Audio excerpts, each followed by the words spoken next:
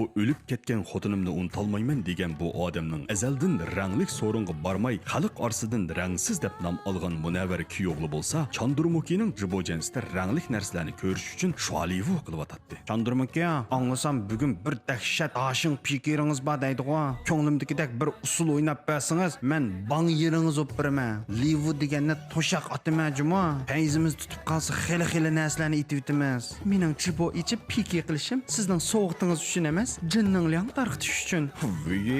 O'rgilay jinning langdiringizdan. Kunda ekran qarab bilingizni to'lg'ab, yuz ko'zlaringizga bir narsalarni sizab tayini yo'q piki qilib jinning lang deb ketganni. Qapimsizlar juma? Menga livu kerak emas. Menga ko'nglimdagi odamning jibo jarimga kirib denzang qilish kerak. Voy qaqamavgam, siz bir denzanga usul o'ynaydigan qizma. Men bilmamdim sizni. Denzanga qo'ngingizni midirtibmi qo'ymaysiz siz? O ko'nglingizdagi odamingiz, Paroning jibojansida livu shvali qilib shavib ketdi. Paro bo'lsa-ku qinatamning jibojansida Shanxu Gwanju qilib ketib bordi. Mishta bir metidel bir jango bu. Siz meni boshqalarga o'xshatmang. Men 2-4 ta livuringizga usul o'ynab yuradigan qiz bola emas. Dal bu chaqda to'satdan divodas paydo bo'lib, livuning yamanni shvali qilib o'tib qoldi. O'ynang axinam, to'ta-potalardan ansirmay xotirjam o'ynang. Chandurmuki usulga boshchilab o'lchib ketdi. Peki oxirlashgandan keyin divodas o'zining bangyi bo'lganga tushliq hech qanday Gwanjuga erishalmagandan qattiq ishga kelib ketdi. To'rt odam, aralliq to'rt odam Gwanju qilibdi. Endi quruq qilmang, sizning jibojaringizga kirmayman.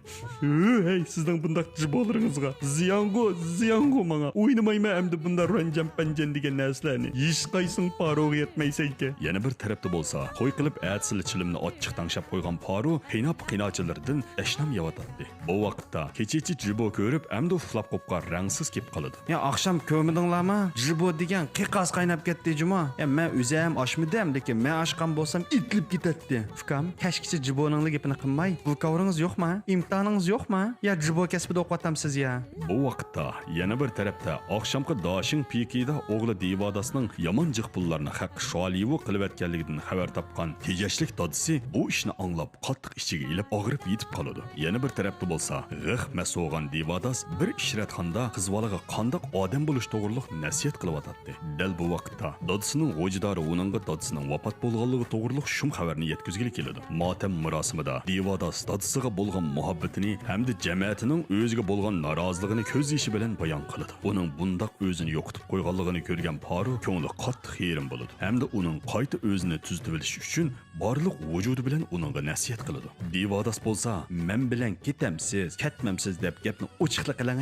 Haq tegadiganni tegib bo'lib, endi nim paytsi quloq tuyimda bundoq vat qilmay, ko'zimga sat ko'rinmay ben ner turing demdiki desam, bu bichara bola mish qilib manqusini yiqitib yig'lab, burun biz qanda o'tgan to'q meni tashlab ketding-ku deb, endi men qanda yashayman deb, sen yo'q bu kun menga azob deb dardini to'kib va qarab turing, o'lsammi sizning ish qoldingizga berib o'lib beraman deb va'da berdi. Paro bo'lsa, "Voy, to'g'ridang, og'zingizga uring, bunday gapni qilmang" demasdan, "Amisi va'dingizda turing-jumi" deb Divodas bilan va'dalashib oldi. Keyin qismni ko'makchi bo'lsangiz, pano saloniga kiring. Salon nomi boshpatda yozilgan.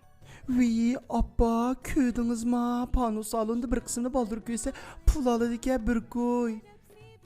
Uysamcha qo'g'amni egib, lyuliyansirab qilib ko'rib ketsak, de xalqimga bekorlik chiqarib beraydi. Men e'lon etib ketganlardan o'rgilay qo'g'amni egib qo'llab. 抖音